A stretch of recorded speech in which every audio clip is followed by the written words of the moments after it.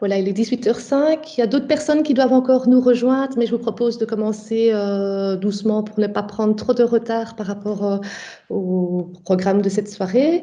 Bienvenue à toutes et tous vraiment à ces webconférences qui sont organisées aujourd'hui et cette soirée consacrée à la présentation d'outils ressources insoupçonnables pour nos jeunes lecteurs, dont Mesdames de Reit et Aïe ont vraiment eu à cœur de prendre en charge cette soirée. Je vous propose de commencer par un petit mot de Monsieur le maire qui me demande de l'excuser aujourd'hui parce qu'il a une autre mission ce soir, celle de remettre des diplômes à certaines personnes ici au sein de l'Institut. Et donc, il m'a demandé de partager avec vous une petite vidéo pour introduire cette soirée. Donc, c'est ce que je vais faire maintenant. Comme ça, vous pourrez quand même entendre le message qu'il voulait vous faire parvenir. Voilà.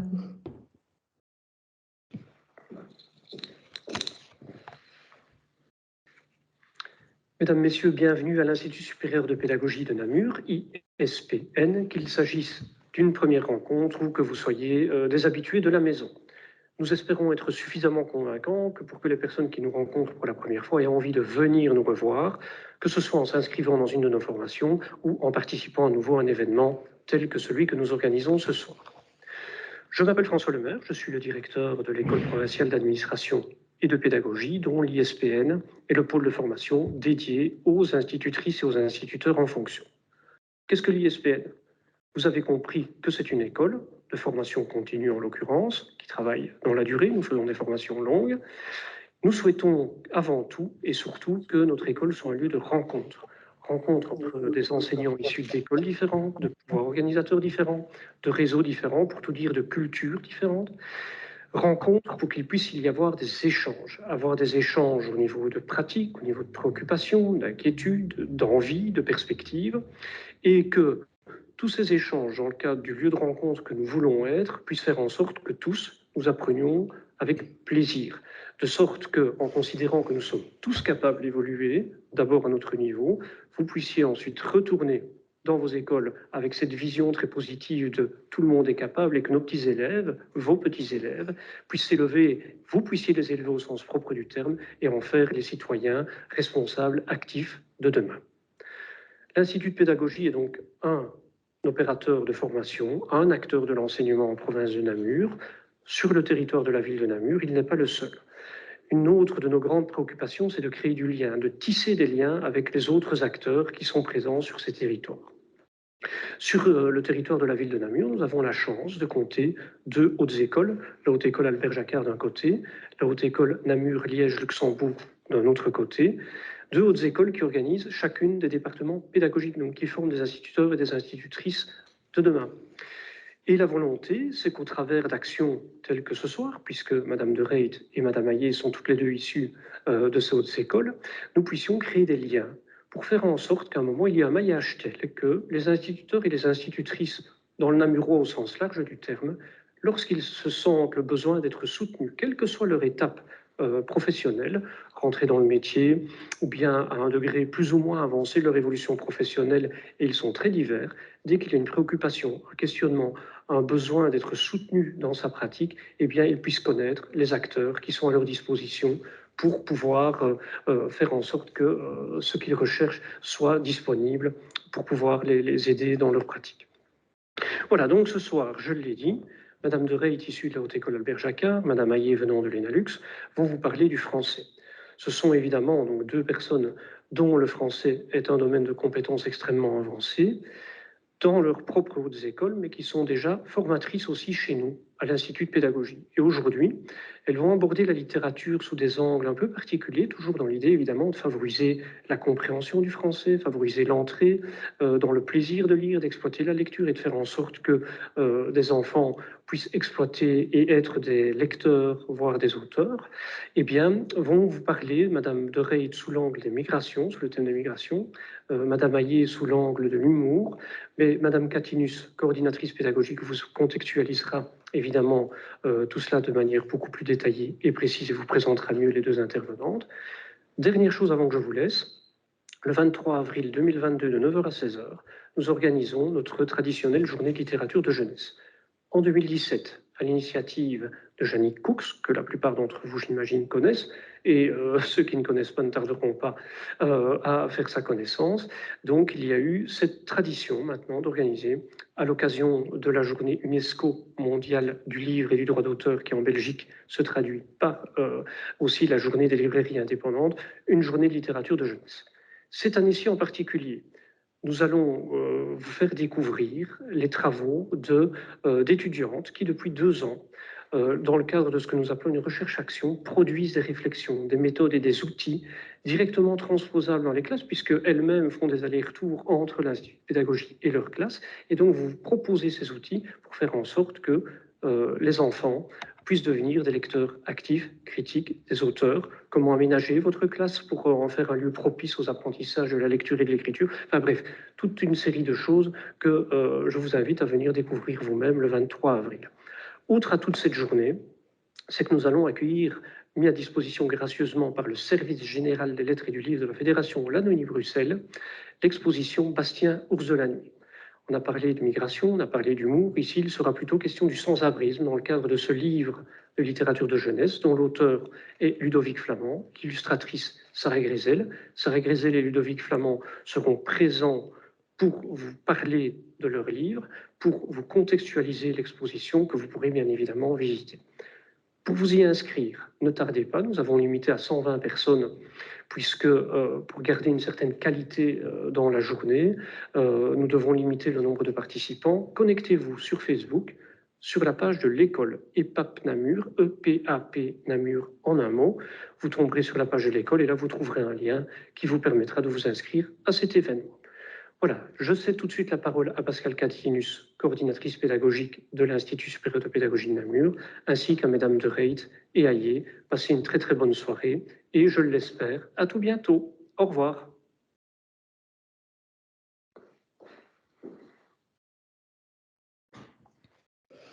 Voilà, donc c'était le mot d'introduction de notre directeur, Monsieur le maire, qui a déjà lancé un petit peu la soirée et donc qui a parlé forcément de ce centre d'intérêt qu'est la lecture et qui va être ici à la base évidemment de ces webconférences.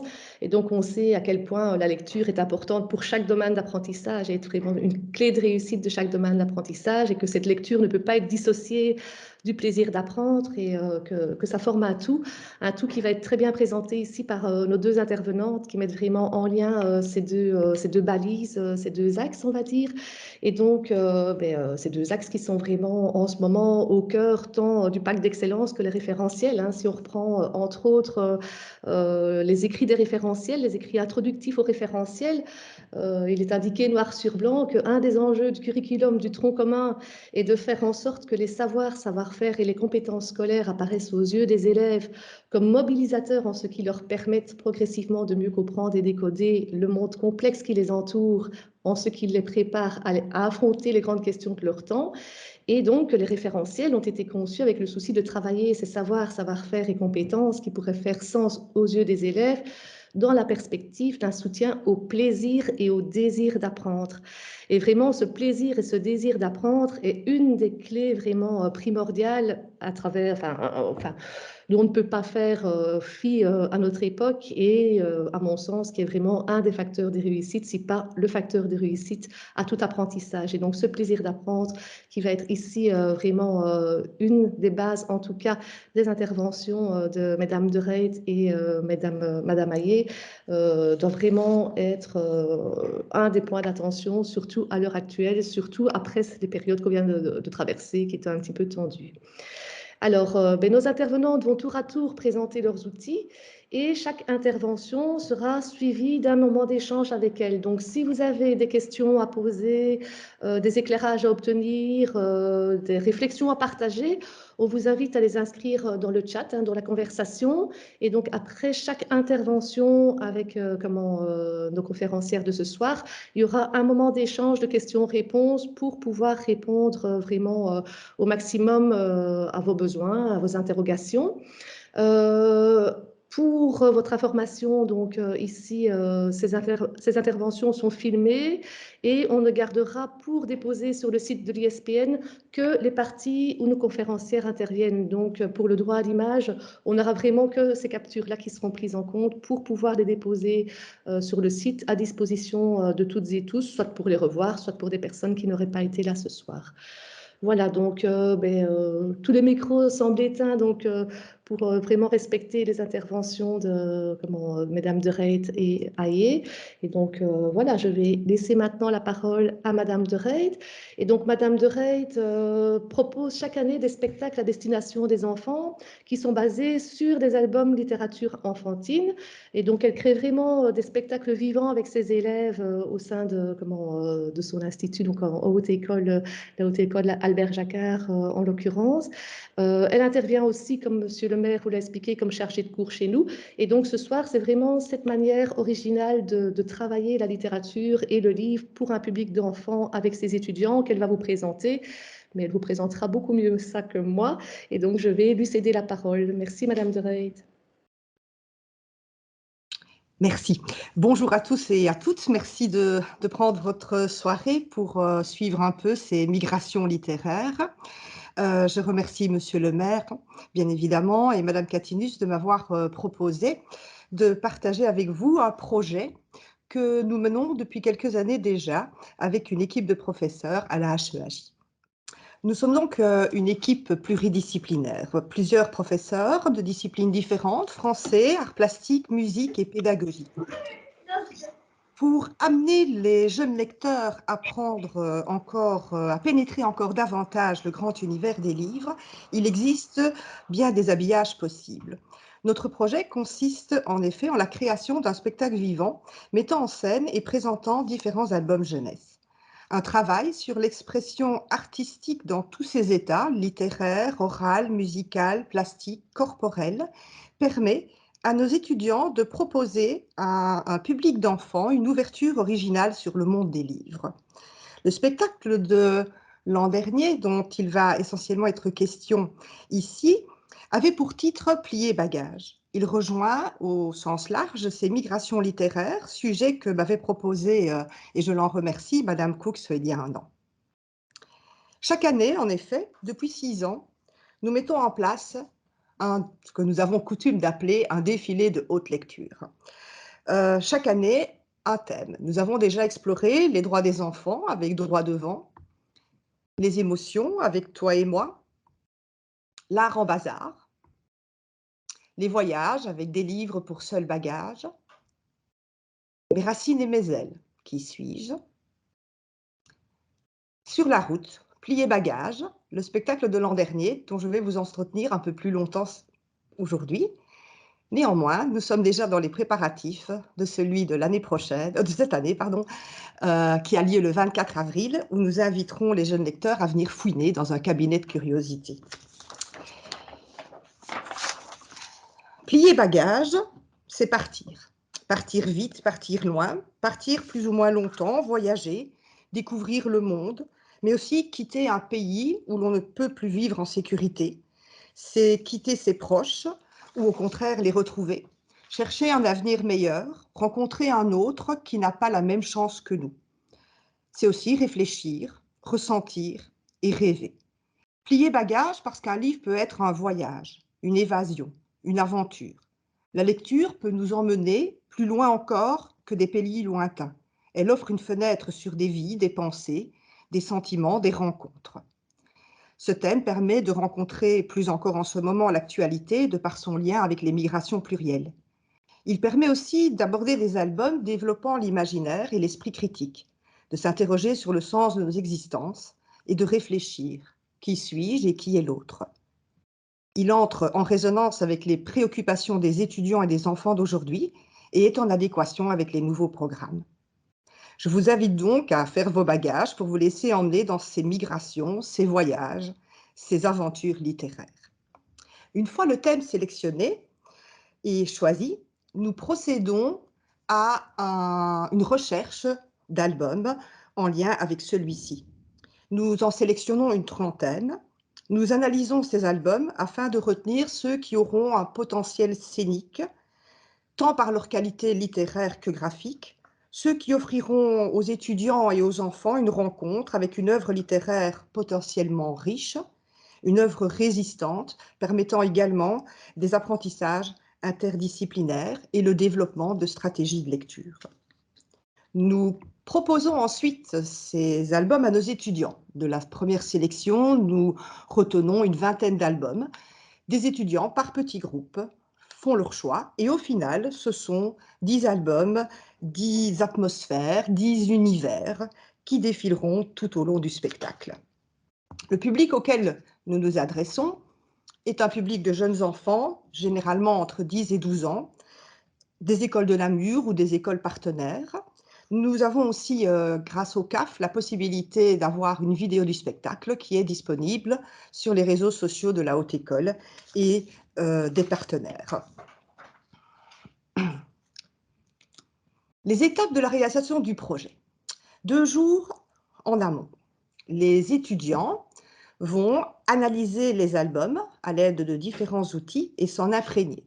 Les lieux, l'époque, les personnages, les techniques d'illustration, le message implicite, la narration, le rapport texte-image, le style de l'auteur.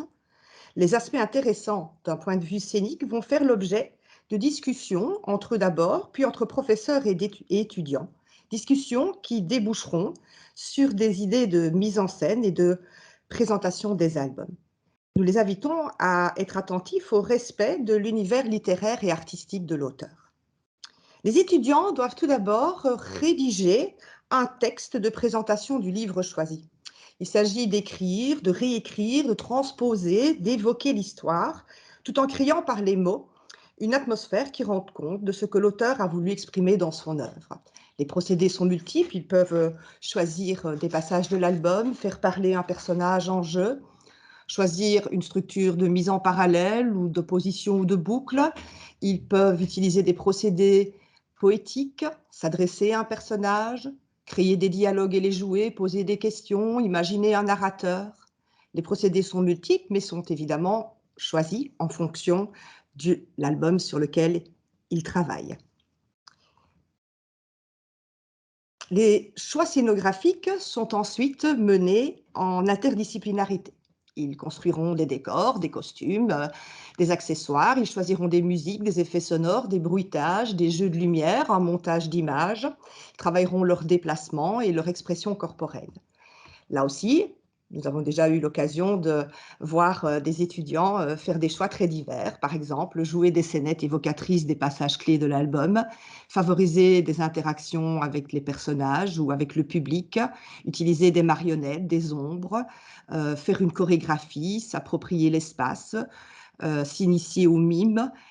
Également là-bas, dans ce domaine-là aussi, les étudiants ont un choix très large de possibilités.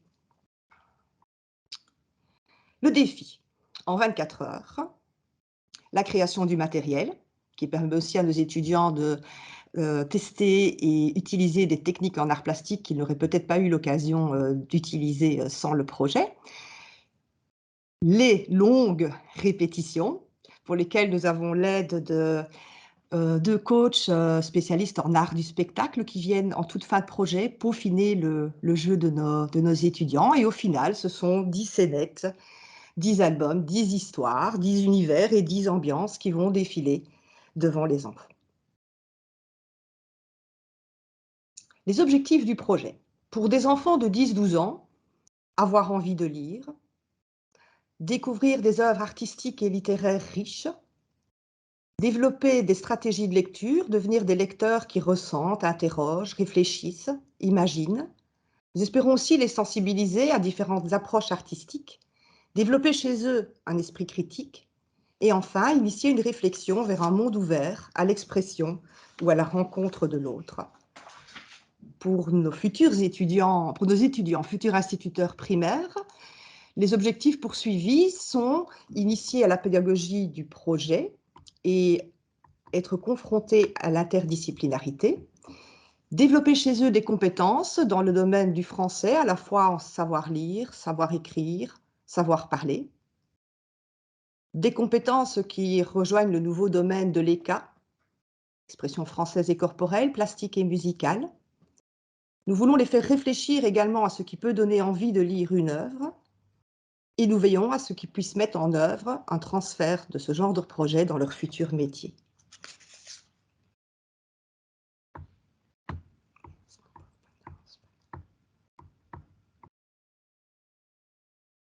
Les albums de cette année, plutôt de l'année dernière. La brodeuse d'histoire de Martina Aranda. Hakim Cour de Claude K. Dubois chez Pastel. Le parapluie jaune de Ryu Jaesu chez Mijat. Aux quatre coins du monde de Valérie Lafitte, aux éditions Versant Sud. Chez Sarbacane, au bout des rails de Salvi et Quarello. Christian Lagrange de La Terre à la pluie au Seuil. Partir, un texte anonyme illustré par Marion Fournoux aux éditions Wignou. Bonhomme de Saravé et Claude K. Dubois. Partir au-delà des frontières de Francesca Sana chez Gallimard. Et enfin, E411, petite autoscopie de Geneviève Casterman aux éditions Esperluette. Choisir, c'est renoncer, et je ne pourrais vous présenter que quelques mises en scène parmi celles qui composaient le spectacle. Tout d'abord, un coup de cœur. La brodeuse d'histoire de Martina Aranda chez Cote Cote Cote. Lucia brodait des histoires. Lucia brodait les histoires par cœur, sans perdre le fil, et cela me faisait rêver. Un album qui raconte la rencontre entre un enfant et une personne âgée, et qui porte donc sur le thème de la transmission. Il permet aussi de confronter la vie d'aujourd'hui, la vie d'hier, le fait et l'importance d'écrire, de lire des histoires, mais aussi parfois peut-être de les broder, du moins si la lecture est difficile. Retrouver également l'espoir, un album dont le texte est tout en poésie, rempli de symboles et qui met en œuvre le procédé littéraire de l'ellipse. De l'album à la scénette. Lucia est âgée et elle vit seule. Elle brode des fleurs, des nappes, des motifs. Il y a bien longtemps, elle tenait une mercerie. Une petite fille, Mila, vient d'emménager dans le même immeuble. C'est le début d'une amitié et de la reconnaissance de l'autre. Lucia a perdu son mari et elle a des difficultés à lire et écrire. Alors, les histoires, elle les brode. Le final du spectacle était un couvre-lit réalisé par Lucia et Mila, sur lequel étaient brodés les mots de l'histoire.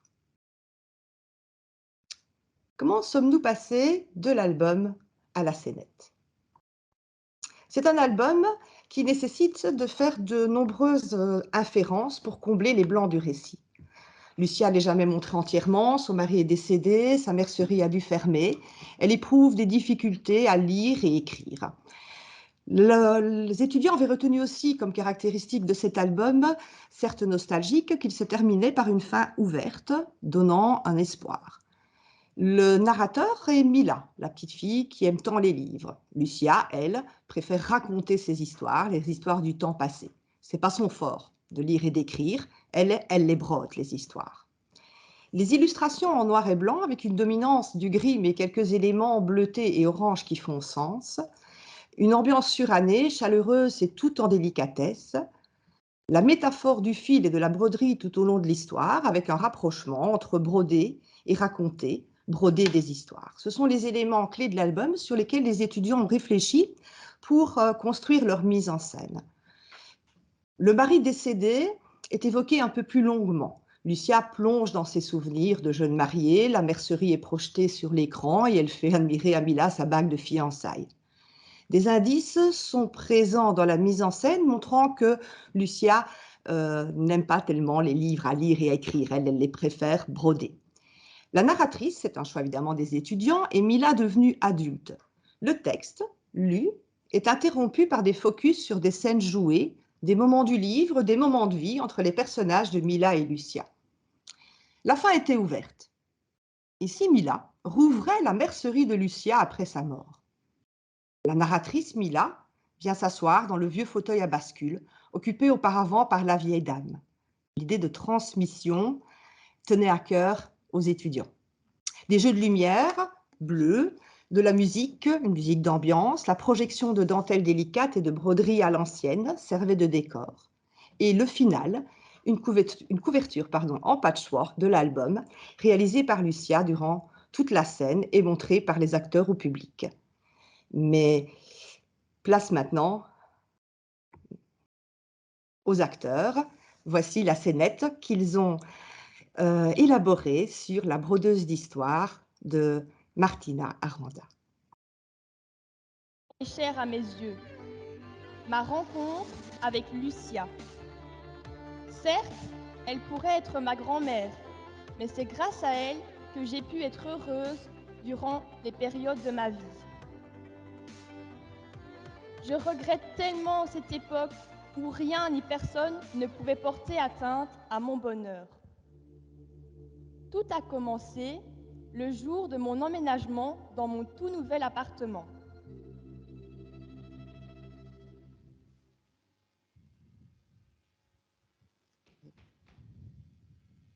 C'est rien, non, ça va mieux. Un petit décalage. Pardon.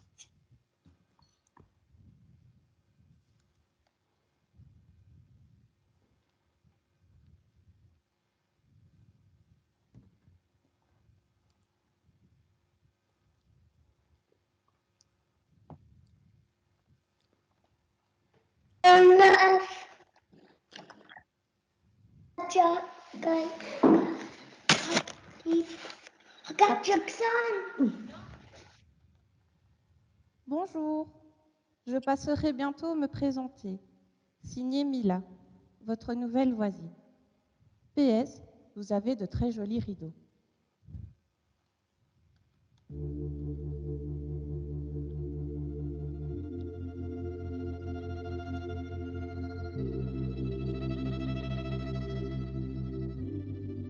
Je n'aurais jamais imaginé que cette rencontre allait avoir un si grand impact dans ma vie. Mais quand j'y repense, cela me rend un peu triste.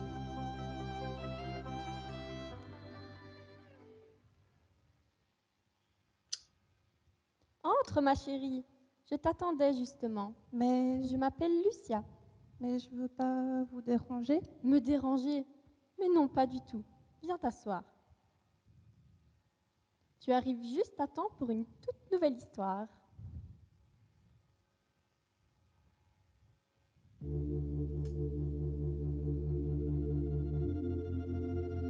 C'est comme ça que notre histoire d'amitié commença.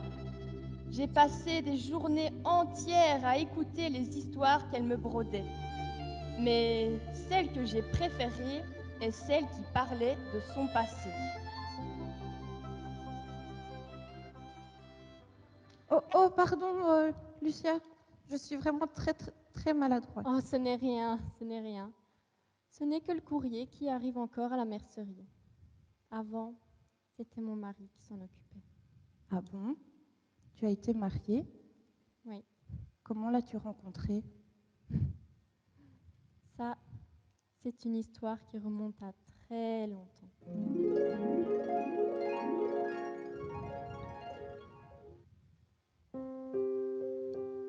J'avais tout juste 20 ans et je venais d'ouvrir ma mercerie. Pendant les 5 premières années, tout allait très bien. Oh, désolée. J'ignore ce qui se passe.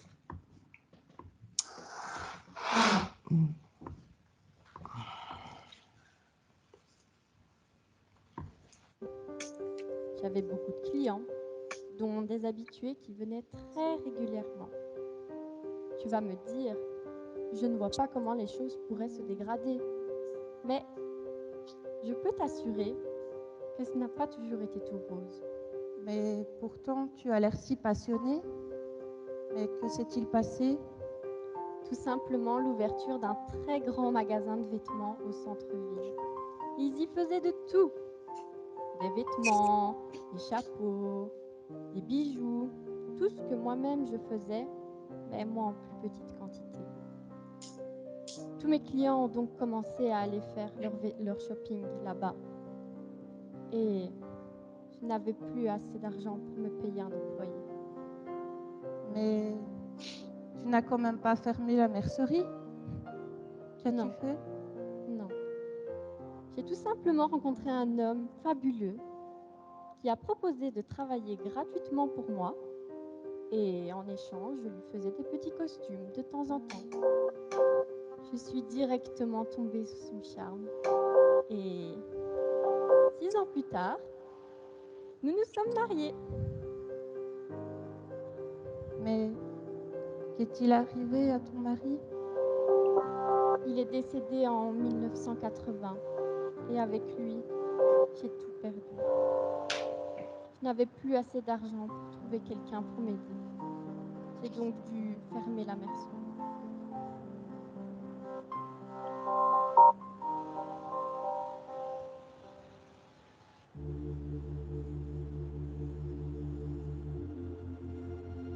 Quand j'allais lui rendre visite, je lui apportais certains de mes livres préférés.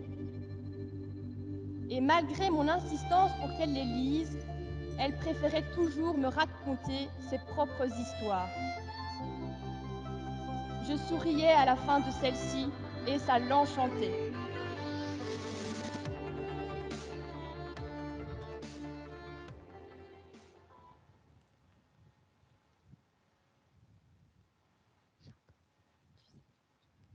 Tu sais, Lucia, je m'amuse très bien avec toi.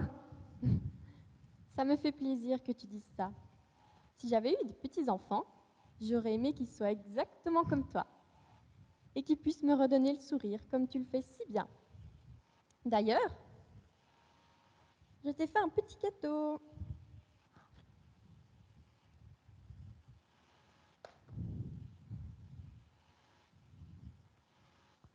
Merci beaucoup, Lucia. Je l'adore. Merci.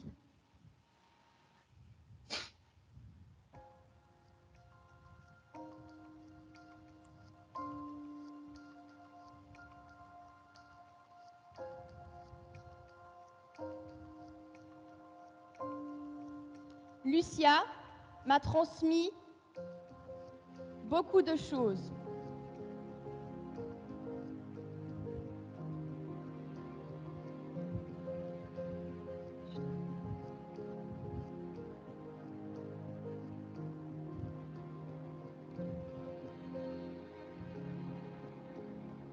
La broderie,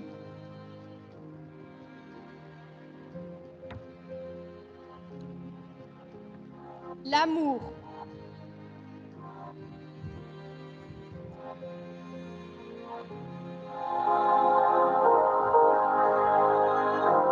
l'amitié,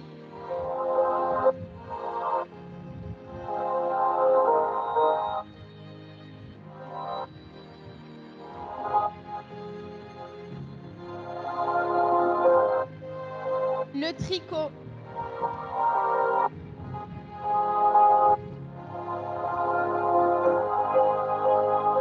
la couture. Et j'ai même appris comment faire un jus d'orange maison.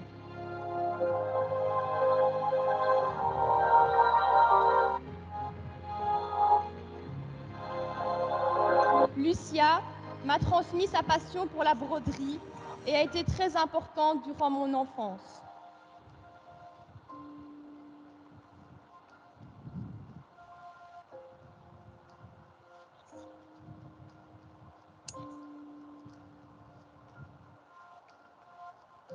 Mercredi aura lieu l'ouverture de ma toute nouvelle mercerie. Je l'ai appelée Lucia. J'ai décidé de l'appeler comme telle, car sans elle, jamais je n'aurais découvert que j'étais passionnée par la broderie. Certes, elle n'a jamais su réaliser son rêve, mais je l'ai fait à sa place. Et peut-être, qui sait, qu'un jour je broderai des histoires comme elle le faisait si bien. Mila, et j'ai... Le deuxième album dont j'aurais souhaité vous parler est un album qui représentait pour nos étudiants un véritable défi. En effet, c'est un album sans texte, mais accompagné d'un CD musical. C'est l'histoire d'un parapluie jaune, un jour de pluie. Un album sans texte, donc, accompagné de pièces musicales. Un parapluie, 2 parapluies, 3 parapluies, 4 parapluies de toutes les couleurs se rejoignent toujours plus nombreux.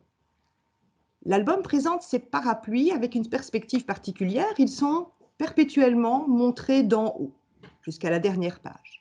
On assiste à une traversée de lieux, une maison, une rue, un passage pour piétons, un escalier. Mais qui se cache sous ces parapluies et où vont-ils? De l'album à la scénette, les étudiants ont imaginé 3 acteurs derrière 3 parapluies. Ils ont attribué à parapluie jaune la bonne humeur, à parapluie bleu d'être souvent grincheux et à parapluie jaune d'être très timide. Ils se déplacent et dansent au son de la musique qui accompagne le livre. Ils ont créé eux-mêmes une chorégraphie. Cette chorégraphie permet aussi de se rendre compte des caractères des personnes ou des parapluies. Ils se présentent, parlent l'un de l'autre, tournent, volent, virevolent, se croisent, se séparent et se retrouvent. Par manque de temps, je ne vais pas présenter complètement l'adaptation, parce que j'ai un 3e album aussi à vous présenter, mais il va sans dire que les personnes qui souhaitent non seulement lire cette présentation via le PowerPoint pourront la voir et pourront également regarder le spectacle.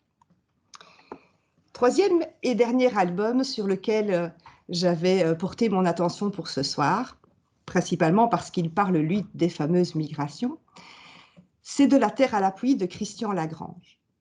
Chaque seconde dans le monde, une famille quitte sa terre. Chaque homme, dans sa nuit, s'en va vers la lumière. Citation de Victor Hugo qui termine l'album. Dans cet album, il est question de réfugiés, de migrants, de déracinement, d'exil et d'une terre d'accueil. 4 femmes aux 4 âges de la vie sont les personnages de l'histoire.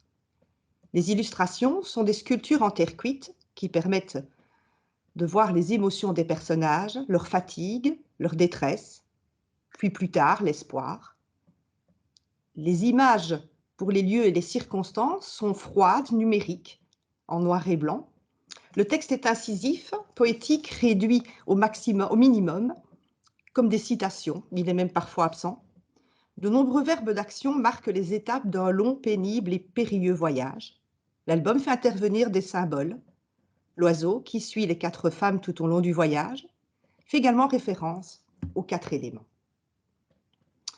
De l'album à la scénette, 4 femmes, 4 âges de la vie,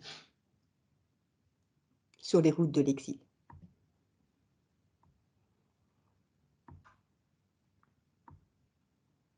Un village d'origine, où règne la sécheresse, le bétail agonise, il y a la guerre, une frontière, un grillage à forcer, la mer à traverser sur une embarcation de fortune, l'arrivée dans un monde inconnu, de la pluie tant attendue, la construction d'un abri peut-être pour le futur, un espoir. Voyons les caractéristiques de l'album que les étudiants ont voulu retenir, puis je vous montrerai la mise en scène et nous verrons comment de l'album ils ont fait passer le message sur scène. Ils ont retenu les personnages modelés en argile, la terre cuite, qui permettait de bien voir les émotions des personnages. Ils ont aussi voulu souligner l'évolution au cours du voyage. Respecter bien sûr les 4 personnages de l'histoire, 4 femmes, 4 âges de la vie. Les 2 dernières doubles pages, paysages et personnages, plus en harmonie, la fillette regardant l'oiseau et le soleil qui se lève, et le texte de Victor Hugo, montrant que l'espoir est possible. Un point de départ et un lieu d'arrivée non précisé, mais il s'agit d'un pays souffrant de la sécheresse, de la famine, en guerre, avec des personnages de type africain. Un lieu d'arrivée, lui aussi anonyme, mais une terre d'accueil, une ville, des buildings, un climat pluvieux. Entre les deux, une frontière, comme un grillage symbolique à traverser. D'autres symboles présents dans l'album ont attiré leur attention. Le sens que l'on pouvait donner à la pluie, l'oiseau qui suit les personnages, le cœur qui continue de battre durant tout le voyage, la découverte et la construction d'une cabane en bois qui pourra servir de refuge, d'abri ou enfin se poser, et surtout le texte, concis, avec une économie de mots, qui vient souligner certaines illustrations, un peu comme un poème ou comme des citations. Place au spectacle. Dans le monde, chaque seconde, une famille quitte la Terre. Chaque seconde, dans le monde, une famille quitte son pays.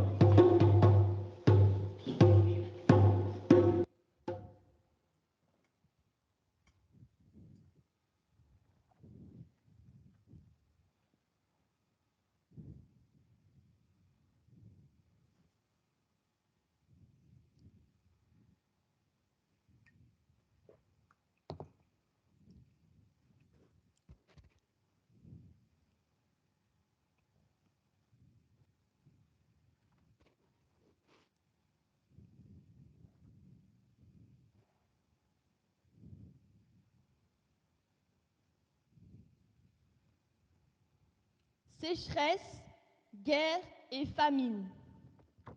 3 femmes quittent leur terre natale.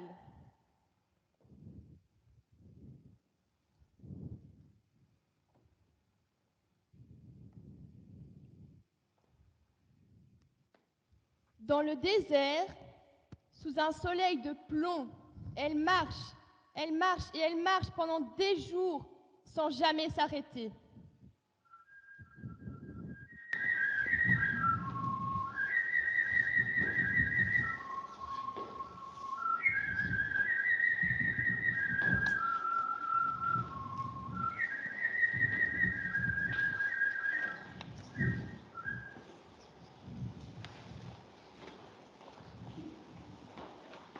Pendant que d'autres dorment paisiblement, certains sont en quête d'un avenir meilleur. Pour cela, ils tentent de traverser les frontières, quoi qu'il en coûte.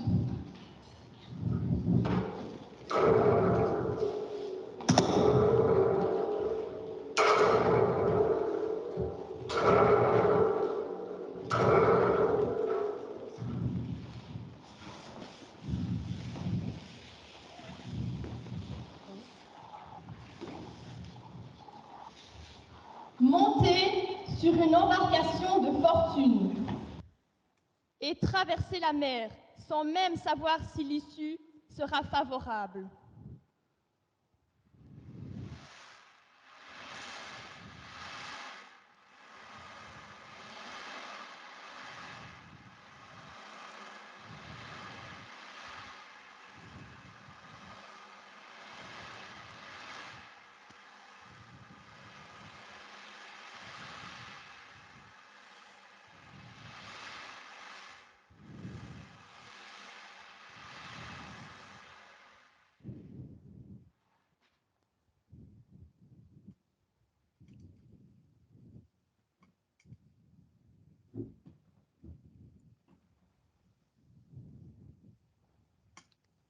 Ébahis devant ce nouveau monde.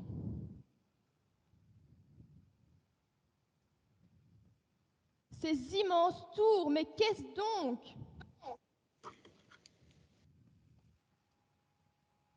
Qu'importe, la pluie est enfin là.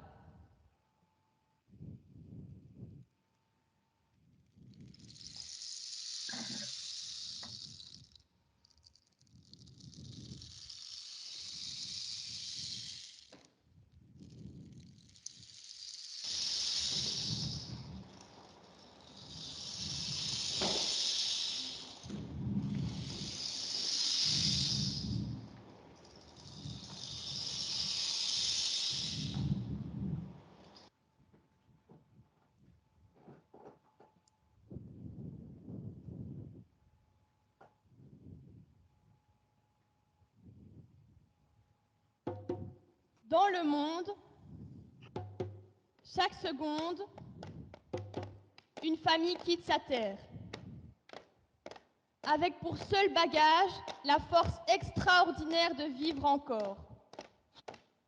Avec toujours plus de courage, se construire une vie meilleure.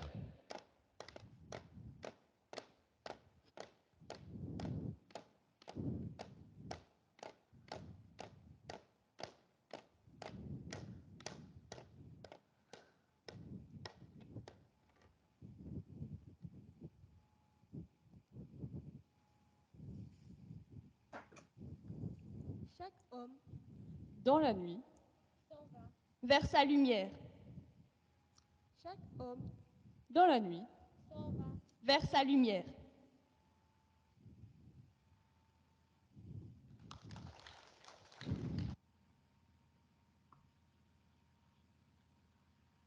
De la terre à la pluie de Christian Lagrange. Voici donc les choix scéniques qui ont été faits par nos étudiants. Rapidement, on peut passer en revue l'idée de ne pas laisser de côté cette manière si particulière d'avoir illustré l'album en terre cuite, avec des personnages en terre cuite. Sur scène, les acteurs s'enduisent d'argile et deviennent ces personnages. Le jeu des acteurs, ces déplacements, ils arrivent du bout de la salle, très lentement, mais l'accent évidemment sur la longueur et la difficulté du voyage. Ça permet aussi de donner un âge aux différents personnages. Leur manière de se déplacer, leur manière d'interagir permet de situer l'âge plus ou moins de ces femmes qui ont dû quitter leur pays. Les lieux et les atmosphères sont évoqués par des bruitages avec un choix qui avait été fait d'utiliser des instruments de musique en direct, permettant d'imiter les tam-tams, le vent, le tonnerre, la mer. Des objets symboliques comme les planches en bois frappées sur le sol pour construire un abri, le tissu symbolique pour évoquer la mer à traverser, le bol d'argile, la narratrice qui scande des phrases dont certaines sont extraites de l'album, et enfin les personnages qui, pour le final, reprennent la dernière phrase, la citation de Victor Hugo. Chaque homme dans la nuit s'en va vers la lumière. Des perspectives, parce que le projet en a. C'est un projet qui se répète et qui évolue, mais des constantes. Toujours des albums de littérature enfantine comme point de départ et un objectif, un spectacle pour les enfants, susciter l'envie et le plaisir de lire, le développement de compétences utiles à de futurs enseignants dans la pratique de leur métier. Cette année, un nouveau thème, un nouveau spectacle, un nouveau défi, il est en pleine préparation. Il se joue le 22 avril, s'intitule « Cabinet de curiosité », autour d'objets usés ou neufs, insolites ou ordinaires, tout un bric-à-brac, utile ou inutile, d'objets. Des objets compagnons, des portes vers l'imaginaire, vers l'ailleurs, vers les autres. C'est un véritable cabinet de curiosité qui prendra forme. Une valise qui contient une maison, une chaise qui devient une maison, un slip vert fluo pour prendre confiance en soi, des chaussures pour traverser la guerre, une casserole aux pieds dont on voudrait se débarrasser, un livre qu'on voudrait lire, mais c'est parfois difficile. Il y a du bruit. Bim bam boum. Nous invitons les enfants à une brocante de l'imaginaire cette année. Pour terminer, quelques outils didactiques qui accompagnent notre projet. Tout d'abord, un carnet de bord visant à accompagner l'étudiant, il lui permet de réfléchir à comment passer d'un genre littéraire à un autre. Il aide à concrétiser pas à pas les scénettes en mettant l'accent sur les différents modes d'expression concernés. Il offre aussi aux étudiants la possibilité de réfléchir sur leur pratique professionnelle. Cette année, en collaboration avec le CAF, nous réalisons une vidéo didactique qui permet de suivre le projet depuis son lancement jusqu'à sa réalisation. Cette vidéo permettrait en tout cas de mettre en place un projet similaire et pourra également servir de support didactique pour initier de futurs enseignants à la pédagogie du projet. À l'avenir, une idée, une valise pédagogique proposant l'ensemble des albums présentés et des outils pour les explorer qui pourraient être loués et passés d'école en école. Les dispositifs et les aspects didactiques qui sous-tendent le projet sont lire, écrire, avec un enseignement explicite de stratégie de lecture-écriture, Nos étudiants connaissent aussi des dispositifs qui les aident à mieux comprendre une œuvre de fiction, tel le cercle de lecture ou l'atelier de lecture. Ils connaissent aussi les ateliers et les chantiers d'écriture qui les aident également à réaliser le texte de leur scénette.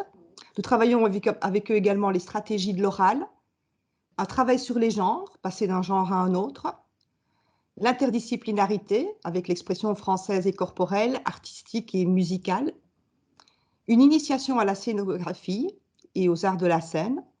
Ces albums étant toujours rassemblés autour d'un thème, nous pouvons aborder avec eux également la mise en réseau et enfin la pédagogie du projet. Nous pratiquons le principe de l'homologie, nos étudiants vivent les pédagogies et puis nous réfléchissons avec eux et nous mettons en œuvre avec eux un possible transfert. Je ne voudrais pas vous quitter et quitter ces migrations littéraires sans vous montrer une photo des autres spectacles présentés. E411, petite otoscopie. Au bout des rails. Bonhomme. Les merveilleuses marionnettes réalisées pour aux quatre coins du monde.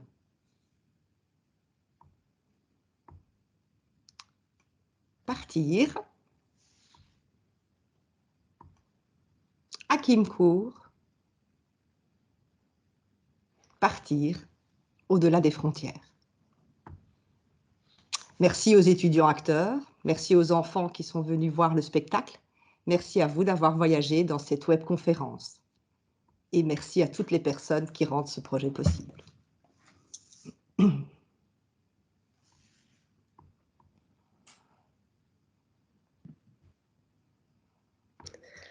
Voilà, et puis merci à toi, Christelle, pour ce partage aussi, et, rempli de bonnes idées et de pistes aussi intéressantes les unes que les autres. Il n'y a pas vraiment eu de questions dans le chat, mais il y a eu des réflexions par rapport au travail que tu as présenté et au travail effectué par les enseignants. Et donc, voilà, une reconnaissance du travail effectué par les enseignants et des remerciements par rapport à tout ce travail et à ce beau projet. Voilà, et puis il y a d'autres répliques qui arrivent en direct sur le chat que tu pourras lire en parallèle.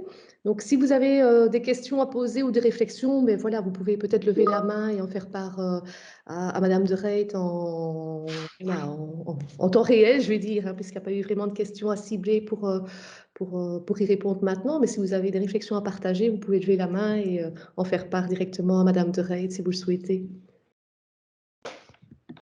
Donc les personnes réfléchissent, je peux juste peut-être dire que nous avons aussi un petit teaser qui présente le spectacle et le spectacle en lui-même est disponible en vidéo. Donc si un jour ça vous dit de le regarder en entièreté, il n'y a pas de souci, il y a un lien sur YouTube. Là, je vois que Héloïse a une petite question ou une petite intervention, une petite remarque. Oui, je voulais juste vous poser une question. En fait, moi, l'année prochaine, j'aimerais bien partir faire un projet de ce genre avec mes élèves qui ont plutôt 9 ans. Mhm. Et au niveau du carnet de bord, est-ce que, enfin, parce qu'il y a des choses qui n'iront pas dans ce que vous avez dit parce qu'ils sont trop jeunes. Est-ce que vous, dans vos recherches, vous auriez trouvé des carnets de bord qui pourraient aider les élèves justement dans cette réflexion? En fait, c'est vrai que le carnet de bord, on l'élabore vraiment nous-mêmes, c'est vrai. Alors maintenant, par rapport à l'âge des enfants, je pense qu'il y a deux ou trois points sur lesquels il faut évidemment réfléchir en adoptant le projet. D'abord, le choix des albums, certainement. Voir aussi comment les stratégies de lecture vont permettre à ces enfants de bien les comprendre, les interpréter, y réagir. Et en ce qui concerne le carnet de bord, vous pouvez bien sûr disposer de celui que j'ai, parce que même si, bien entendu, il faudra l'adapter à des enfants de 9 ans, la structure même de ce carnet est tout à fait utilisable. Ce sont peut-être les moyens par lesquels les stratégies de lecture et d'écriture vont être enseignées par vous, qui seront à adapter. Pour le reste, je pense qu'à 9 ans, on peut aussi très bien proposer une scénette vivante à partir d'un album. N'hésitez pas à entrer en contact avec moi. Je peux déjà vous fournir le carnet qui existe et peut-être que ça vous permettra de mieux réfléchir au vôtre. Très bien, merci. Du coup, j'écrirai sur le mail qu'on nous a donné. Voilà. Voilà, merci beaucoup. Merci. Est-ce que quelqu'un d'autre souhaite prendre la parole ou poser une question à Madame de Reit? Ça a l'air complet et sage. Donc voilà. Merci beaucoup en tout cas pour cette présentation qui était très riche en pistes et en idées. Et donc, on va de suite passer la parole à Madame Hayé cette fois-ci. Donc, Madame Hayé qui est chargée de cours à la Haute École Enalux cette fois et aussi au sein de notre institut. Et donc, par rapport à Madame Hayé, elle va nous exposer une conférence sur quand l'humour fait lire et réfléchir. Et donc, voilà, elle va beaucoup mieux vous parler à nouveau que moi de son projet. Et donc là, c'est vraiment un autre axe, un autre regard par rapport à ce thème qui nous englobe ce soir, un petit peu au pays des rêves, comme ça, et au pays, même si ce sont des sujets sérieux à la base, vraiment aussi, on ressent ce plaisir vraiment qui est vraiment mis au centre des apprentissages ici. Et donc, voilà, je donne la parole à Madame Hayé. Voilà, bonsoir, bonsoir tout le monde. Merci Pascal, merci Yannick aussi hein, pour votre confiance et pour me donner la possibilité de prendre la parole ce soir. Alors, moi, ce que je vais vous présenter, c'est quelque chose de très différent du travail de Christelle. Hein. Attendez. Voilà, c'est parti. Et donc, la conférence de ce soir que je vous propose s'intitule « Quand l'humour fait lire et réfléchir ». Alors, qu'est-ce que c'est cette webconférence que je vous propose? Tout d'abord, ce n'est pas une conférence sur l'humour, donc je ne vais pas essayer de définir ce que c'est que l'humour. Je ne vais pas non plus vous proposer une revue de la littérature jeunesse humoristique. Non, moi, ce que je vais essayer de faire, c'est une proposition visant à développer les compétences en lecture des élèves en utilisant l'humour dans la littérature jeunesse comme miroir. Et donc, en fait, ce que je vais faire ici, c'est un peu la seule chose que je sais faire, hein, c'est essayer de mettre au service de l'apprentissage des enfants des connaissances parfois un peu ardues, assez sérieuses, qui sont issues des recherches en didactique ou en philosophie de la littérature. Et donc, je vais essayer de relier des modèles théoriques à la pensée et à la parole des enfants. Moi, ce que j'aime, c'est quand les modèles collent à la réalité et non l'inverse. Et donc, c'est vraiment ça le sens de mon travail. Alors, d'où est venue cette idée d'un lien entre l'humour et la lecture, hein? Donc, vous voyez ici, je dis l'humour et la lecture, c'est peut-être au fond le même combat. En fait, je me suis référée au modèle théorique de la lecture de Jocelyne Giasson et je me suis dit, mais au fond, rire et lire, c'est un peu la même chose. Ce sont des processus qui sont très proches. Si vous faites quelques recherches pour avoir une définition de ce que c'est que l'humour, vous allez assez rapidement trouver un consensus. L'humour, c'est une réaction face à une situation qui nous déstabilise. C'est une certaine façon de reprendre le contrôle sur quelque chose qui nous dépasse. Et je me suis dit, mais une lecture poussée à son terme, une lecture réussie, c'est quand on est capable de réagir par rapport au texte qu'on a lu, hein, par rapport au texte qui, souvent, au départ, nous résiste. C'est quand on ne subit pas le texte, mais qu'on parvient à se l'approprier, hein, qu'on arrive à tisser ce qui est raconté à notre vécu et à notre intelligence. Voilà, et donc vous avez ici les quatre niveaux de compréhension hein, de Giasson. Donc il y a le décodage bien sûr, mais il y a aussi la compréhension explicite, la compréhension implicite, l'interprétation et puis la réaction. Et ce sera vraiment le point de départ de ma proposition. En effet, donc la lecture, c'est 4 processus de compréhension qui se combinent les uns aux autres. Hein. Il y a beaucoup d'enseignants ici ce soir, donc j'imagine que tout ça, vous le savez. Hein. Qu'est-ce qu'on fait quand on lit? On fait 4 choses qui se combinent. Donc ce sont des processus qui ne se succèdent pas, mais qui ont lieu en même temps dans notre tête. C'est la raison pour laquelle c'est très difficile d'enseigner la lecture. Parce qu'en fait, pour pouvoir enseigner la lecture, on doit un peu analyser, on doit décortiquer, hein, alors que c'est un processus simultané. Donc, les 2 premiers niveaux, hein, ce sont des niveaux qui vont du texte vers le lecteur. Donc, quand on lit, on doit être capable de retrouver et de prélever des informations explicites. On doit être capable aussi de reconstituer des informations implicites en faisant des inférences simples, des inférences de lieu, de temps, de causalité. Les 2 autres niveaux, donc ce sont les niveaux qui vont du lecteur vers le texte. Il s'agit d'interpréter ce qu'on a lu et de réagir à ce qu'on a lu, d'évaluer ce qu'on a lu, de se situer par rapport à ce qu'on a lu. Ces 2 niveaux sont des niveaux qui sont moins travaillés à l'école, hein, parce qu'ils appellent des réponses divergentes et qui souvent mettent nos élèves en difficulté, notamment dans les enquêtes internationales, etc. Et donc, c'est vraiment autour de ces 2 niveaux, la réaction et l'interprétation, que je propose de travailler, même avec des lecteurs débutants, hein, ou même avec des lecteurs réputés faibles, hein. Donc, je pense vraiment que quand on a des faibles lecteurs, il ne faut pas les cantonner trop à des tâches simples et fort répétitives. Non, je pense qu'il faut leur donner accès à ces niveaux de lecture plus élaborés, peut-être par la parole, et donc ça peut leur permettre, de les décoincer. Voilà. Alors, moi je vous propose un dispositif en 4 étapes, hein. Voilà. Et donc la première étape, que j'ai intitulée « Au commencement était le lecteur », a pour objectif de faire prendre conscience aux enfants que lire, c'est avant tout un processus actif. Voilà.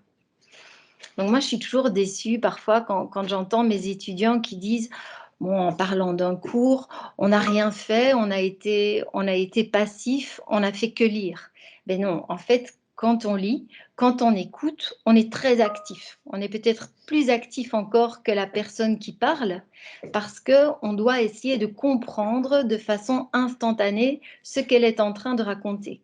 Voilà. Alors, la première activité qui a été testée auprès d'enfants de 6 à 12 ans, donc on avait constitué un petit cercle de lecture, hein, on avait rassemblé des élèves de 6 à 12 ans. La première activité a consisté à proposer à ces élèves une série d'albums jeunesse et simplement à leur demander d'en choisir un qui les faisait rire. Voilà, donc simplement en voyant les couvertures, et vous allez voir les couvertures, il y a un peu de tout, hein, en voyant les premières de couverture, il y a un peu de tout là-dedans. Et donc ensuite, ils ont partagé oralement leur choix et ils ont expliqué aux autres pourquoi ils avaient choisi tel ou tel album. Voilà. Et donc, on ne s'attardait pas à la profondeur de leur explication, à la longueur de leur explication. Il fallait simplement choisir une première de couverture et dire pourquoi elle nous faisait rire. Alors, voilà, je vous montre un peu les premières de couverture qui ont été proposées, hein. Donc, c'est sur 2 écrans. Il y en a que vous connaissez certainement.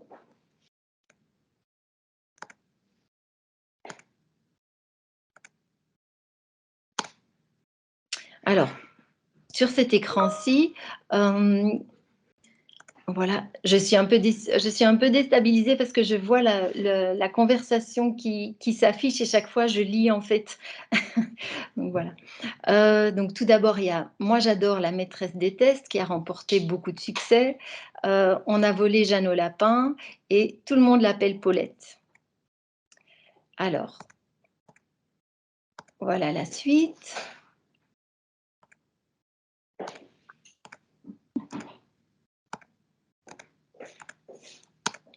Et donc, parmi ces premières de couverture-ci, un dauphin à la maison, bien sûr de la petite taupe qui voulait savoir qui lui avait fait sur la tête, un ours à la maison, j'aime pas ma mamie, Gaston Grognon, et mon chat le plus bête du monde. Voilà. En fait, donc, l'objectif de cette première étape, après, on va découvrir un peu ce que les enfants ont raconté, hein, pourquoi ils ont choisi ces albums. C'est vraiment de leur faire prendre conscience que lire, ce n'est pas juste recevoir un message. Ce qui me fait rire n'est pas spécialement ce qui va te faire rire toi. Et donc, on voit bien que ce n'est pas obligatoirement contenu, ce n'est pas obligatoirement prévu par l'auteur. Il faut bien distinguer ce que l'auteur a mis en place pour me faire rire, pour me faire lire, hein, l'intention de l'auteur, et si ça fonctionne ou si ça ne fonctionne pas avec moi, parce que. Donc, voilà, il faut rappeler au lecteur qu'il a des droits, hein. Les droits du lecteur sont tout aussi importants que les droits du texte. Quand je lis, je ne dois pas oublier qui je suis et je dois en permanence rester connectée à moi-même, hein, pour pouvoir intégrer toutes les informations que je reçois, hein, tous les stimuli que je reçois du texte, essayer de comprendre ce que ça éveille en moi et pourquoi ça me fait ça. Voilà, l'acte de lire, c'est un engagement. Alors, la deuxième étape, je l'ai intitulée « Et puis le lecteur alla vers le texte ». Et donc l'objectif ici, c'est essayer de passer de l'affectif, hein, de l'émotion, ça me fait rire, hein, une émotion très positive, hein. On parle beaucoup des émotions à l'école, il faut pas oublier que l'émotion, que le plaisir, c'est quand même un formidable levier d'apprentissage, hein. Donc on va passer tout doucement de l'affectif au cognitif par la verbalisation. On va essayer d'expliquer ce qui me fait rire. Et donc, la deuxième activité a consisté à repartir des choix des élèves et de leurs paroles, hein, qu'on avait enregistrées, qui vont être reproduites telles quelles, afin de, bien sûr, on va parler de l'humour, hein, peut-être dégager une définition de l'humour, mais surtout pour parler de la lecture, en fait. À partir de ce qu'ils ont dit, on va pouvoir développer leur connaissance, leur métacognition de ce que c'est que lire. En partant des explications données par les enfants, on va retrouver en fait, hein, dans les explications qu'ils donnent, quel que soit leur âge, hein, d'ailleurs je n'ai pas mis les âges dans les différentes paroles, hein, on va pouvoir retrouver les différents niveaux de compréhension. Explicite, implicite de niveau 1, donc des inférences simples qui vont du texte vers le lecteur, et implicite de niveau 2, des inférences plus complexes qui vont du lecteur vers le texte. Alors, voilà, hein. Donc la première des explications que je vous propose, c'est celle-ci. Moi, j'ai choisi « Tout le monde l'appelle Paulette ». Moi, je trouve que c'est le lapin qui est rigolo, vu qu'il a les oreilles un peu rigolotes. Alors, vous voyez que j'ai mis des couleurs, hein. Ici, en fait, on est à un premier niveau assez simple, hein.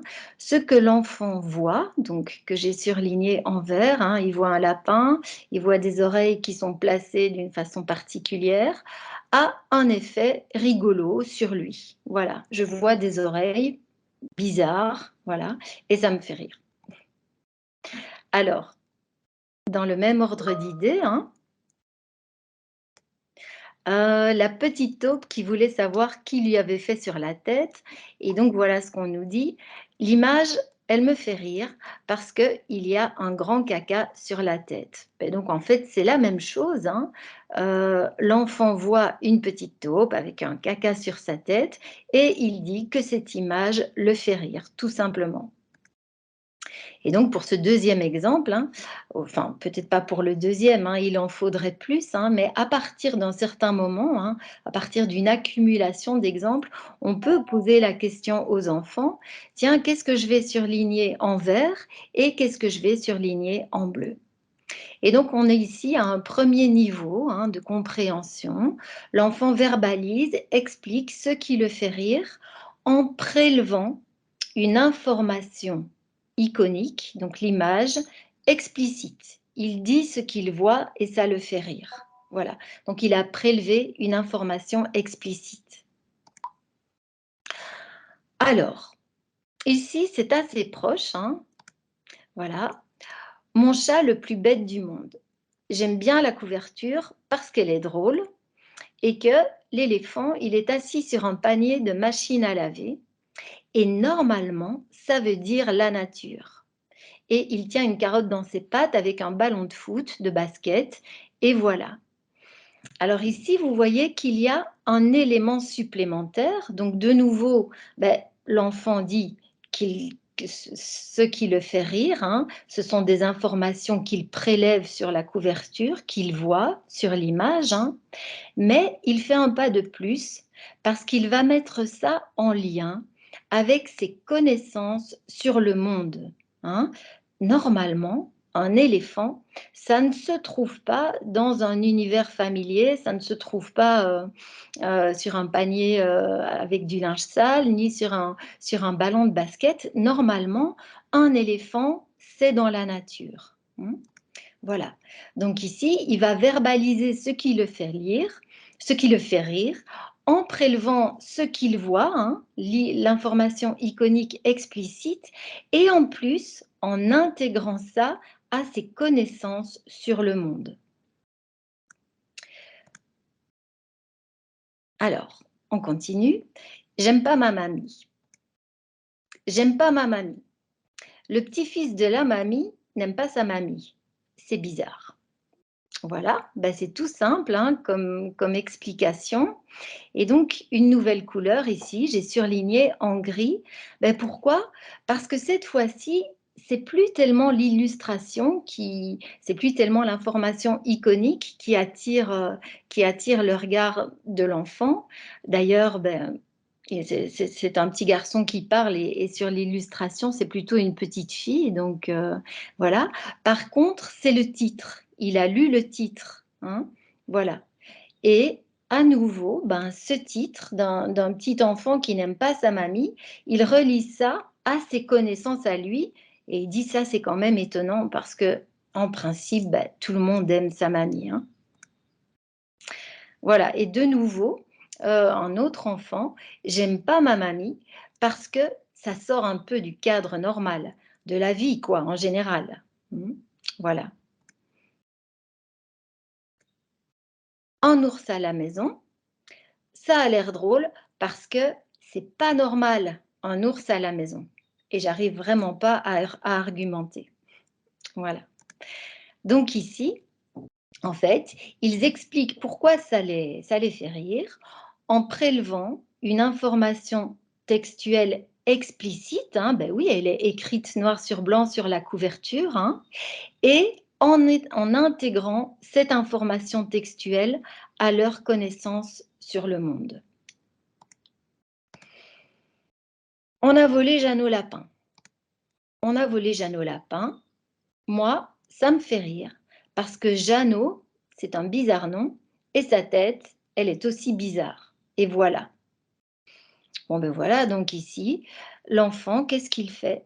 Il va aller prélever deux sources d'informations différentes, hein. Il additionne des éléments textuels, ce qu'il peut lire, on a volé Jeannot Lapin, et iconiques, donc sa tête, elle est bizarre, et voilà, et ça exprime pour lui un effet de rupture comique, c'est bizarre, voilà.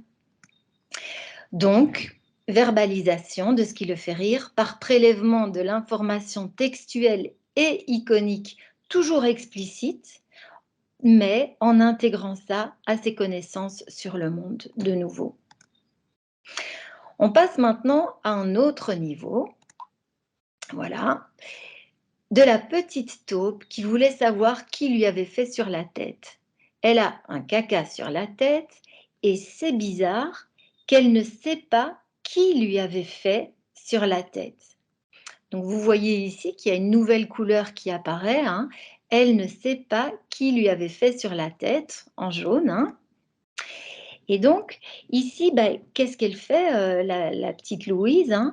Elle part d'une information textuelle explicite, hein. La petite taupe voulait savoir qui lui avait fait sur la tête. Et de là, elle fait une inférence, hein. Donc, elle infère que donc, elle ne sait pas qui a fait ça. Et ce que Louise trouve bizarre, c'est précisément cette ignorance en fait. Hein, mais qu'est-ce qui a bien pu se passer pour que ça lui arrive et pour qu'elle ne sache pas dire qui lui a fait ce sale coup? Même chose pour Gaston Grognon. Gaston Grognon, moi, j'ai choisi cette couverture-là parce que je trouve que le singe est drôle, parce qu'il a un air grognon, et j'aime qu'il fronce les sourcils, et la rime du titre m'a fait rire. Voilà, la rime du titre, Gaston Grognon, m'a fait rire. Alors ici, la petite fille Clémentine, elle va mobiliser pas mal de connaissances en fait. Elle va mobiliser ses connaissances sur la langue, hein, les notions de rime, les notions de titre, et elle va les appliquer aux sons qui se répètent dans le titre, Gaston Grognon, pour identifier l'effet comique. Hein. Et on perçoit d'ailleurs sur cette couverture tout le ronchonnement de Gaston, aussi bien par la rondeur de son portrait que par les sonorités du titre.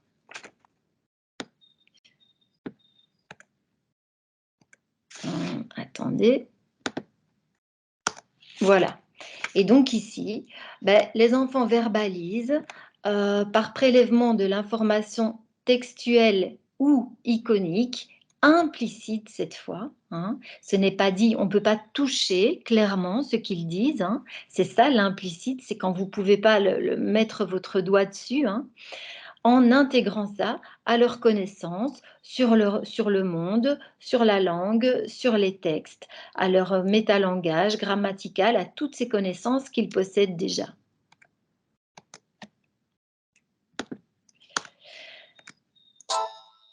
On arrive au bout. Alors, de nouveau, mon chat le plus bête du monde. Bon, là, déjà, l'enfant, il transforme le titre. Hein. Donc, il fait déjà une inférence, hein, puisqu'il dit le chat le plus débile. Donc, il paraphrase, il reformule le titre. Le chat le plus débile. Moi, ça me fait rire parce que, de un, c'est un éléphant. Et c'est bizarre qu'une balle de basket sache porter une caisse et il y a un éléphant assis dessus. C'est bizarre. Voilà. Alors, ici, de nouveau, il y a une belle inférence. Hein. Je me rends compte que le bleu est un peu flash. Voilà. Gaspard a fait le lien entre le chat du titre, hein, le chat le plus débile, et l'image, et l'éléphant qui est représenté. Et donc, il a perçu qu'il y avait là une rupture entre le titre et l'illustration. Et c'est ça qui va le faire rire. De nouveau, on a volé Jeannot Lapin. On a volé Jeannot Lapin, c'est marrant, parce que Jeannot, c'est marrant comme prénom. Et en plus, un lapin qui se fait voler, ça ne se voit pas souvent. Donc, c'est marrant. Et en plus, il se fait voler par un renard. Voilà. Donc, vous voyez bien ici de nouveau hein, le lien entre le titre et l'illustration, hein, entre le texte et l'image. Voilà, donc une verbalisation de ce qui nous fait rire par la mise en lien, par la fusion de l'information du texte et de l'image, l'information textuelle et iconique qu'on intègre toujours à nos connaissances. Hein. Mais chaque fois que les enfants disent « c'est bizarre, ça se voit pas souvent », c'est marrant, c'est pas logique, et donc ils font référence à ce qu'ils connaissent. Et puis on arrive au dernier niveau, hein. Voilà, mon chat le plus bête du monde.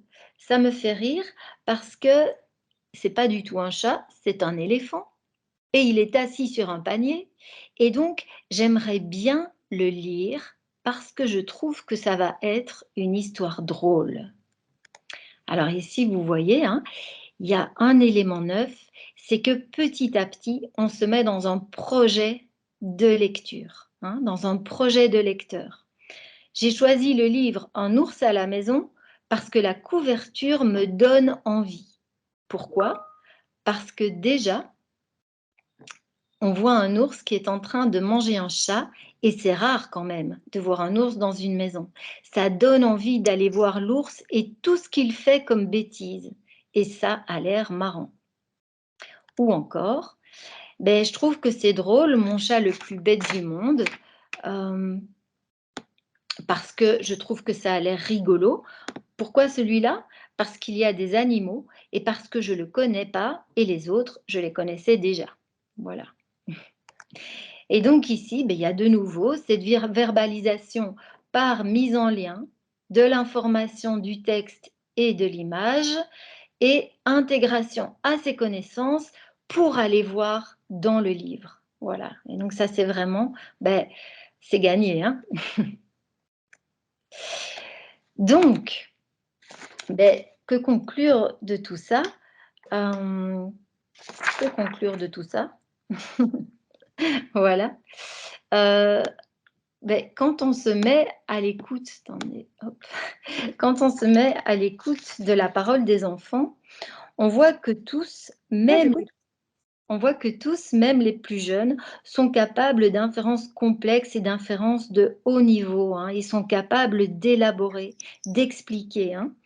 Notre rôle, c'est simplement d'exploiter ce matériau qu'il nous apporte, hein, d'essayer d'expliciter, de structurer les choses pour amplifier ses compétences et pour les rendre visibles à leurs yeux, parce qu'ils n'ont pas conscience en fait de tout ce qu'ils font, de tout ce qu'ils expliquent, hein, les rendre visibles pour qu'ils puissent les réutiliser dans d'autres contextes, pour qu'ils puissent les transférer. Hein. C'est un peu la maïeutique, hein, la maïeutique de Socrate. Chacun porte en lui la connaissance en fait. Et le rôle du professeur, c'est simplement de la mettre au jour. Voilà, par un jeu de questions-réponses.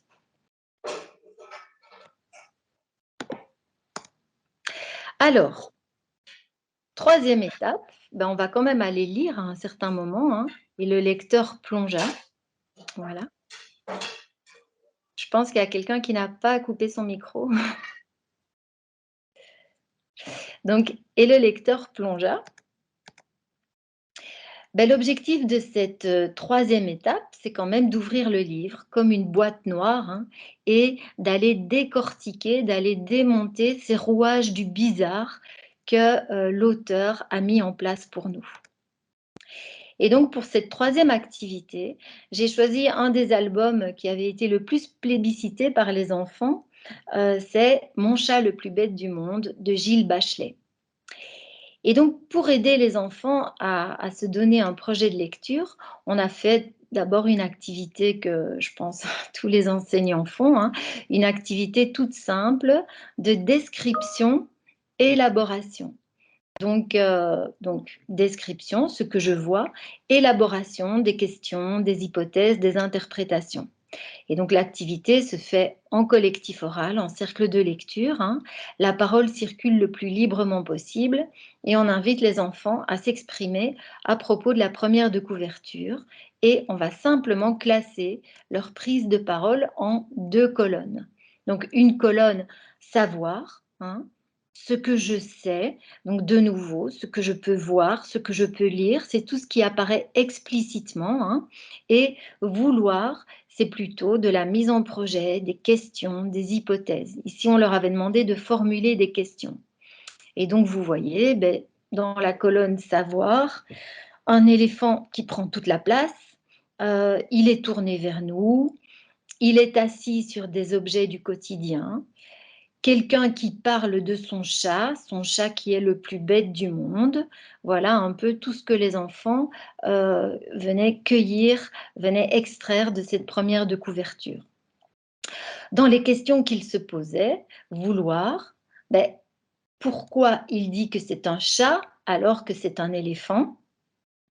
Qui dit ça? Pourquoi l'éléphant rigole? Pourquoi il tient une carotte entre ses pattes? Et pourquoi le ballon n'éclate pas? Voilà. Et puis, on a lu le texte, hein. Donc, en fait, pour ceux qui ne connaissent pas ce texte, vraiment un texte pour le coup très rigolo, hein, plus on avance dans le texte, plus le décalage entre le texte et l'image s'accentue. Puisque le narrateur, hein, celui qui nous parle de son chat, accumule les éléments de description d'un chat alors que le lecteur voit clairement que c'est un éléphant qu'il possède et pas un chat.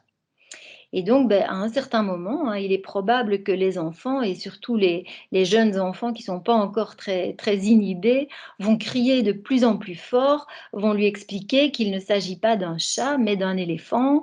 Et il y en a même qui vont dire « mais t'es bête ou quoi ?» Et petit à petit, on commence à se dire « mais au fond, qui est le plus bête dans l'histoire ? Est-ce que c'est ce chat qui est en fait un éléphant ou est-ce que c'est pas le narrateur qui pense qu'il a un chat alors qu'il possède un éléphant ?» Et donc jusqu'au bout, le narrateur va s'entêter dans son erreur.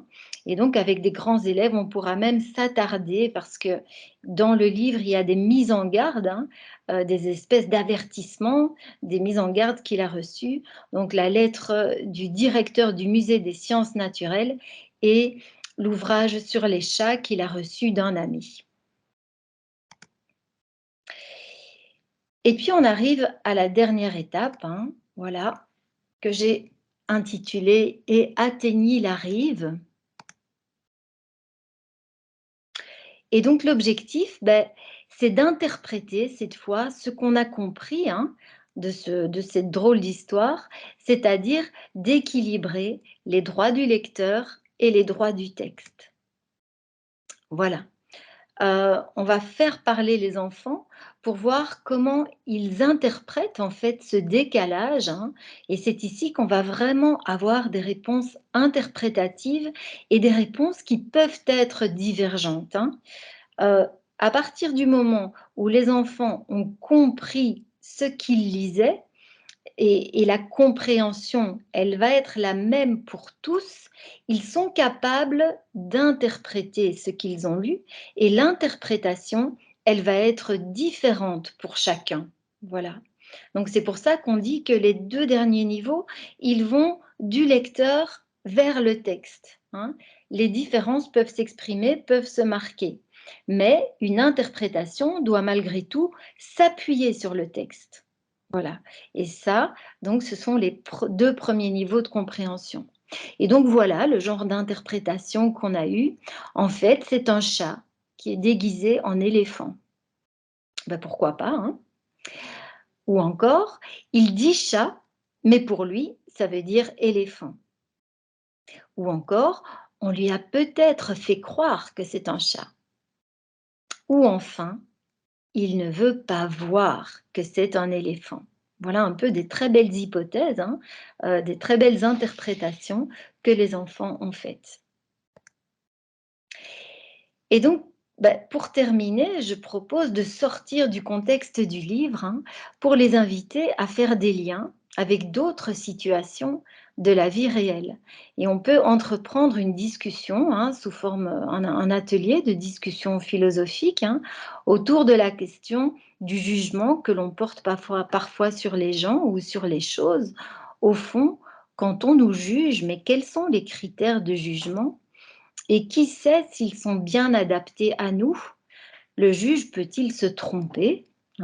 Et donc, on peut retracer un peu le parcours qu'on a fait ensemble. Au début, on a ri parce qu'on voyait bien le décalage, on voyait bien qu'il y avait quelque chose de pas normal, parce qu'un éléphant était censé vivre comme un chat, mais que, bien sûr, il n'y arrivait pas. Et puis, on a lu, on a compris. Et puis maintenant, toute cette histoire, elle nous invite, elle vous invite à réfléchir. Au fond, le plus bête des deux, c'est peut-être bien celui qui s'obstine à attendre d'un éléphant qu'il se comporte comme un chat.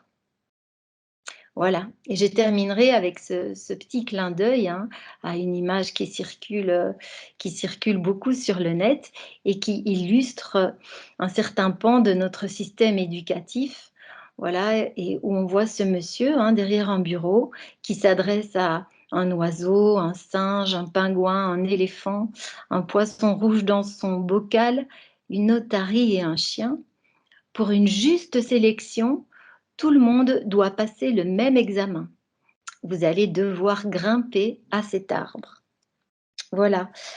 Et donc moi, simplement, ce que j'ai essayé de dire ce soir, je pense que tous les enfants sont de très bons lecteurs. Mais si nous passons notre temps à les évaluer à partir de questionnaires qui les obligent à répondre à des questions qui ne sont pas les leurs, on va finir par leur faire croire qu'ils n'aiment pas et qu'ils ne savent pas lire. Voilà. Tout le monde est un génie, mais si vous jugez un poisson par sa capacité à grimper aux arbres, il passera sa vie entière persuadé qu'il est totalement stupide. Je vous remercie.